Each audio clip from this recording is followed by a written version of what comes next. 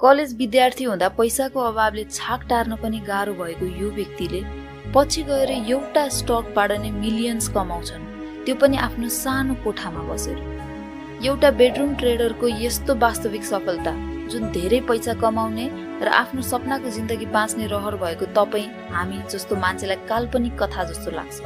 अझ अचम्मको कुरा त यो छ कि 20 वर्षको उमेरमा गोजीमा कति पनि पैसा नभएको उनले ट्रेडिङ सिक्न सुरु गरेको 8 वर्षमा नै आफ्नो सानो अकाउन्टलाई $150 मिलियन बनाए। ओहो, यसरी पनि पैसा कमाउन सकिन्छ र जस्तो लाग्दै होला तपाईलाई, जो अहिले कुनै कलेजमा पढिरहनु भएको होला, मन नलागेको कम स्यालेरी दिने प्राइभेट जब गरिरहनु भएको होला, रिटायर भएपछि आउने पेन्सनको लोभमा सरकारी जागिर खानु भएको होला, और मेबी विदेशमा गएर मेहनत पसिनाले कमाइरहनु भएको होला। यही आशमा कि एक दिन यति पैसा जम्मा हुन्छ कि आफ्नै घर बनाउन सकौं, एउटा महँगो गाडी